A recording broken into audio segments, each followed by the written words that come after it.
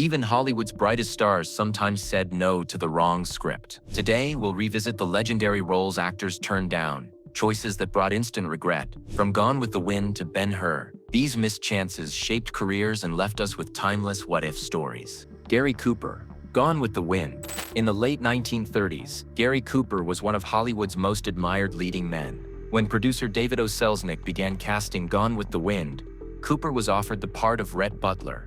But Cooper wasn't convinced.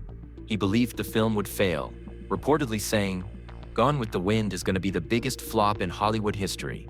I'm glad it's Clark Gable who'll be falling on his face, not me." Of course, the 1939 epic became one of cinema's greatest successes, with Clark Gable's Rhett Butler immortalized on screen. Cooper later admitted that turning down the role was a mistake, calling it one of the finest characters ever written. Though his own career remained distinguished, there was a touch of regret. Watching Gone with the Wind soar, Cooper knew he had let one of Hollywood's defining roles slip away. Rock Hudson, Ben-Hur.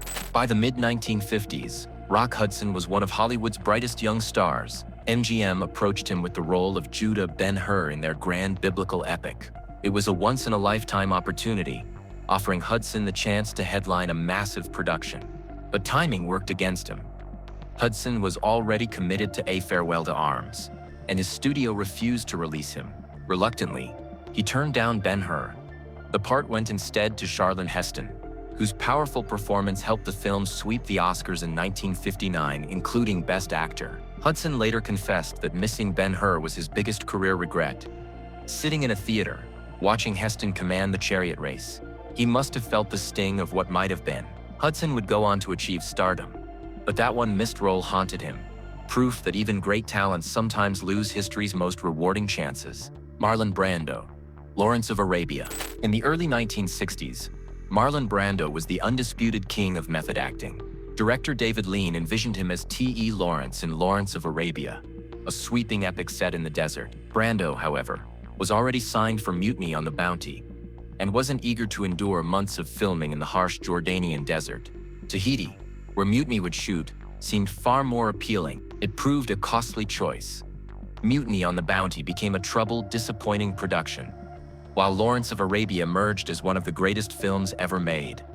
The role went to Peter O'Toole, a newcomer, whose performance brought him instant fame and an enduring place in cinema history. Brando rarely spoke of regrets, but one can imagine he saw the irony in choosing tropical comfort over desert hardship.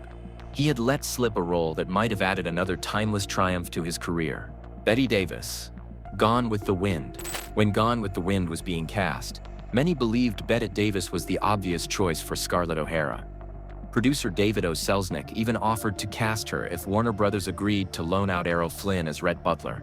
Davis, however, refused to work with Flynn, whom she openly disliked. Her resistance ended the deal. The role went instead to Vivien Leigh, whose fiery performance won an Academy Award and became one of cinema's most celebrated portrayals. Davis, meanwhile, won an Oscar around the same time for Jezebel, a role often seen as a consolation prize, but she never quite shook the disappointment of losing Scarlett. Later, Davis admitted it was one of her greatest missed opportunities. Despite her legendary career, the shadow of Gone with the Wind lingered, a reminder of how personal pride cost her a place in one of film's most iconic stories. Gregory Peck, High Noon. In 1952, High Noon offered a tense, morally complex Western, unlike the usual shoot-'em-ups. The role of Marshal Will Kane was first offered to Gregory Peck, whose noble screen presence seemed perfect. But Peck hesitated. Only 2 years earlier, he had starred in The Gunfighter, a serious Western that underperformed at the box office. Not wanting to repeat himself or risk typecasting, he declined. The part went to Gary Cooper, who delivered a quiet, powerful performance that earned him an Academy Award. High Noon became a landmark of the genre, celebrated for its realism and allegory about courage. Years later, Peck openly admitted his mistake, calling it one of his greatest regrets. Though proud of his friend Cooper's success, he knew the role could have deepened his own legacy.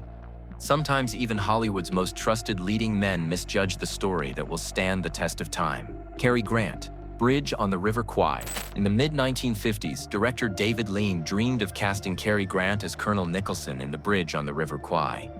Grant's charisma and authority would have made him a striking lead, but another offer came at the same time: The Pride and the Passion, a large-scale war drama slated to co-star Marlon Brando.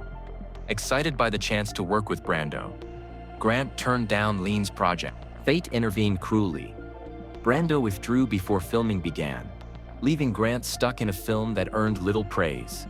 Meanwhile, The Bridge on the River Kwai, 1957, became a towering classic, with Alec Guinness stepping into Nicholson's boots. Guinness's performance won him an Oscar and lasting acclaim. Grant later admitted he regretted the decision, though he graciously praised Guinness. It's a Hollywood irony. In chasing one great collaboration, Cary Grant let another slip through his fingers.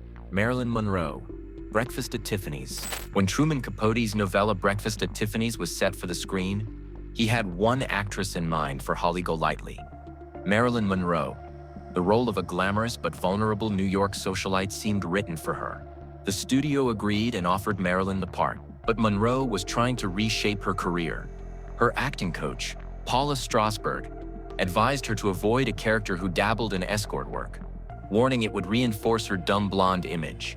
Taking that advice, Marilyn declined. The role went to Audrey Hepburn, who turned Holly into an icon of style and charm, earning an Oscar nomination. The film became a timeless classic, forever linked to Hepburn's little black dress and wistful gaze at Tiffany's. Capote never forgave the casting switch, and Monroe quietly missed her chance.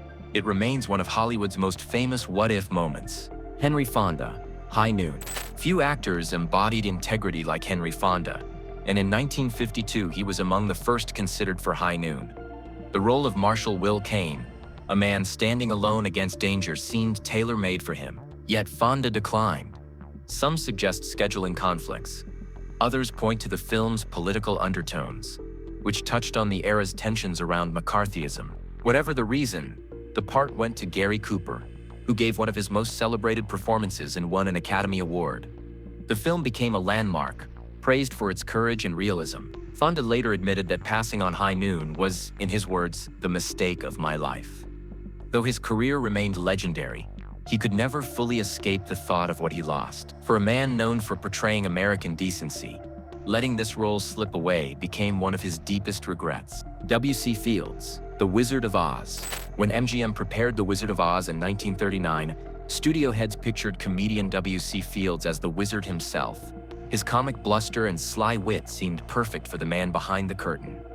Negotiations began, but Fields was notoriously demanding about money. He asked for a fee MGM refused to pay. Talks collapsed, and Fields walked away. The role went to Frank Morgan, who not only played the wizard but several other characters, giving the film a playful warmth. The Wizard of Oz went on to become one of cinema's most beloved treasures, enchanting audiences for generations. Fields instead appeared in You Can't Cheat an Honest Man that same year, a modest comedy quickly forgotten. Publicly, he shrugged it off with humor, but privately, many believed he knew what he had missed: a chance to be forever part of one of Hollywood's most magical films. Rock Hudson, The Bridge on the River Kwai. Not long after turning down Ben-Hur, Rock Hudson faced another fateful choice.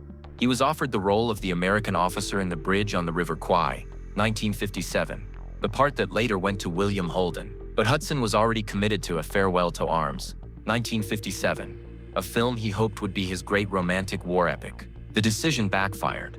A Farewell to Arms faltered with critics and audiences, while The Bridge on the River Kwai became a monumental success, winning 7 Academy Awards including Best Picture.